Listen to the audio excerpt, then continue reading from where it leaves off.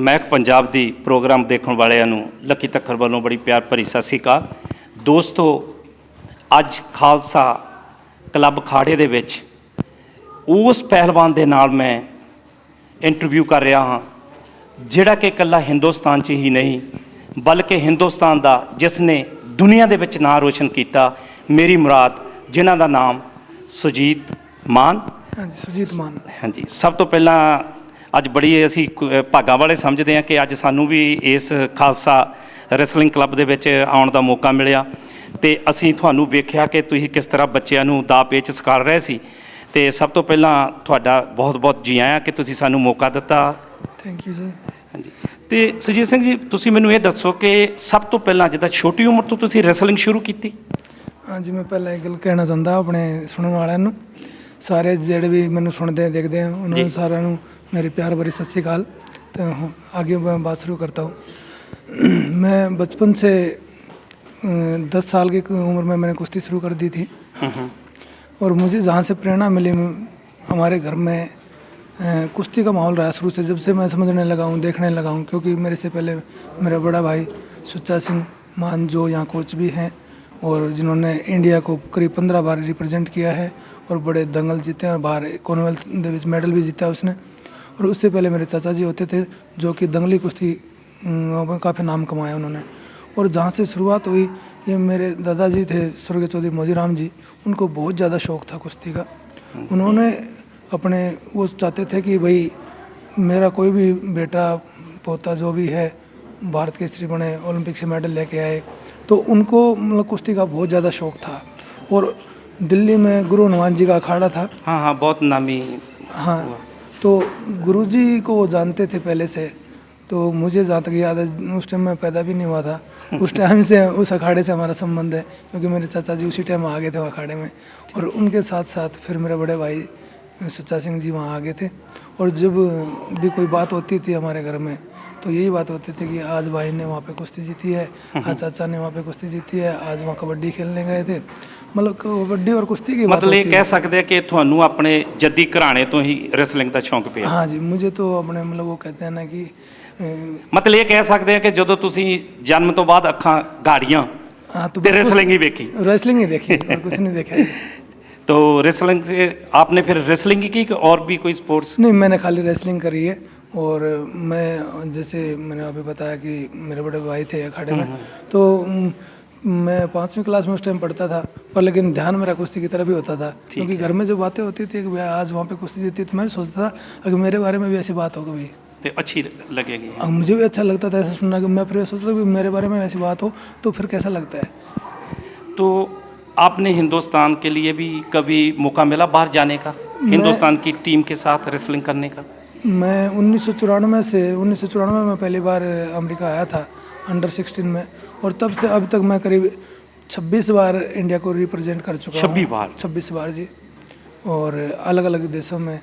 और उसमें मैंने ओलंपिक में 2004 का जो एथेंस में हुआ था, उसमें इंडिया की तरफ से मैंने ओलंपिक का जो हुआ था। हाँ जी। और एशिया में मैंने 4 बार मेडल जीते हैं। कॉमनवेल्थ चैम्पियनशिप का गोल्ड मेडल जीता है, अपने टोरंटो में हुई थी 2003 में, और उसका बेस्ट रेसलर भी रहा था मैं। सेफ गेम में मेडल जीते हैं। और नेशनल में मैं 1996 से सीनियर में 2004 तक लगातार फर्स्ट आता रहा हूँ। Very good. ये तो हो गया ना कि हिंदुस्तान की तरफ से आपने वो पार्टिसिपेट किया ओलंपिक में, एशिया में, कॉमनवेल्थ में। हाँ जी। तो कभी कभी ज़िंदगी में ऐसे गोल होते हैं, जैसे हिंदुस्तान में भी कि जैसे बड़ा पटके का गोल होता है, जो ज़िंदगी में आप भूल नहीं पाते, कि ऐसे बड़े गोल होते हैं। कोई ऐसे ही आपके गोल है जो हिंदुस्तान में आपने रेसलिंग की हो, जीते हो?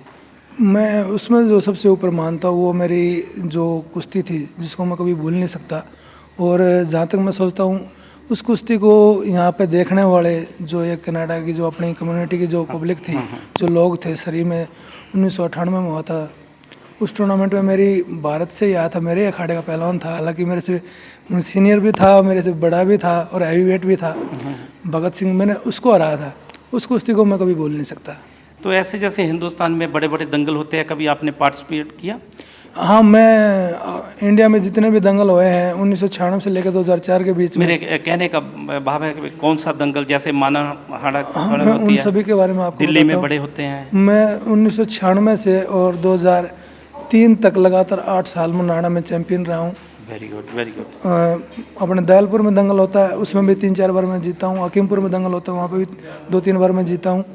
और जितने भी वहाँ पे शेरे हिंद, आफ्ताबे हिंद, भारत कुमार, हरियाणा कुमार, जितने दंगल हुए हैं वो मेरे करीबन मेरे मिला के मुझे अच्छी तरह याद नहीं कितने होंगे, पर लेकिन 40 के करीब मेरे टाइटल हैं। बिल्कुल, मतलब कि मेरे कहने का भाव यह है कि जो आप पंजाब भारत केसरी होता है, हिंद केसरी होता है, वो सब आपने नहीं, भारत केसरी होता है एक ओपन वेट का जिसमें कि 85 किलो से ऊपर के पहलवान भाग लेते हैं, पर लेकिन मेरा वज़न जो था वो मेरा 74-75 किलो के करीब मेरा वज़न होता था। तो उसमें एक लिमिट होती थी, जैसे भारत केसरी को छोड़ के उसके बाद में होता है शेरे हिंद होता है, भारत कुमार होता है, आफ्ताबे हिंद टाइटल होते हैं, वो सभी मैंने जीते हुए हैं। तो कोई ऐसे ही दिल में कोई ऐसी तमन्ना तो नहीं रहेगी ना कि जो हिंदुस्तान में ऐसा अवार्ड हो जो आपको नहीं मिला हो? जैसे गवर्नमेंट की तरफ से अर्जुन अवार्ड देते हैं, पद्मश्री के, आपने कभी आपको मिला गवर्नमेंट की तरफ से? मुझे 2003 में अर्जुन अवार्ड दिया था, हमारे राष्ट्रपति थे महामहिम APJ अब्दुल कलाम जी ने, और हरियाणा गवर्नमेंट की तरफ से मुझे भीम अवार्ड दिया गया था 2004 में। और ऐसा कोई अवार्ड नहीं है जो आपके पास मुझे नहीं मिला। मुझे खुशी है इस बात की कि जो मैंने मेहनत की, जो मेरे परिवार ने मेहनत की मेरे पीछे, और जो मेरे चाहने वाले यहाँ कनाडा में भी हैं जो मेरे साथ जुड़े, मैं उनका हर किसी का नाम तो नहीं ले पाऊंगा क्योंकि नाम आगे पीछे हो जाए, ये ना हो कि वो सोचते हैं कि उसको हम ज़्यादा चाहते हैं, लेकिन मैं उन सबको बराबर समझता हूँ। तो आज आपको रेसलिंग यहाँ जो है हमारी खालसा रेसलिंग क्लब में आकर आपने कैसे अनुभव किया? How can you feel it? मैं जैसे यहाँ तो मुझे वो मेरे पुराने दिन याद आ गए जब मैं पहले आके यहाँ पे प्रैक्टिस करता था। इधर भी मैंने प्रैक्टिस करी है। पहले ये सरी में उधर खालसा स्कूल में होता था क्लब 1996 और 1998 में। उसके बाद में 2003 और 2004 में ओलंपिक में जाने से पहले भी मैं यहाँ पे प्रैक्टिस करके गया हूँ। जैसे मैं अंदर घुसा तो मुझे वैसी फीलिंग हुई, मुझे ऐसा लगा कि मैं खुद प्रैक्टिस करने आया हूँ।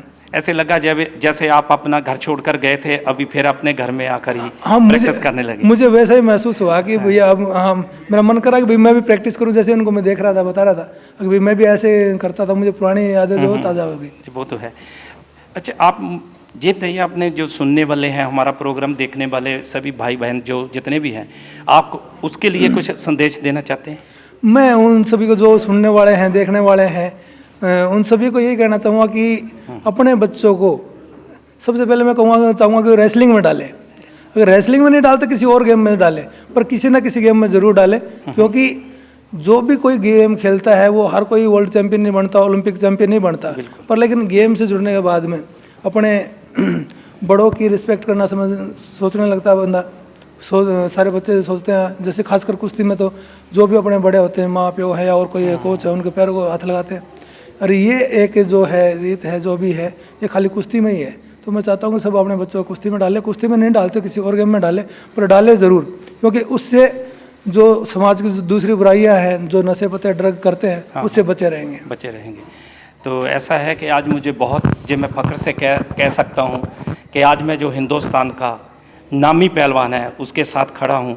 ये मुझे भी बहुत गौरव की बात है कि मुझे भी मौका मिला, और मैं आपको और मेरे सुनने वाले सभी प्रोग्राम को महक पंजाब की तरफ से मैं आपको और सुनने वालों को जी आया कहता हूँ। ऐसे है ना, जैसे इसलिए बड़े पहलवान के साथ गल बकरी पाते हैं तो अच्छा लगता है ना। गुल तो नहीं पहा, लेकिन तो आप मेरे सुनने वालों को, मैं सभी को बहुत बहुत धन्यवाद। Thank you.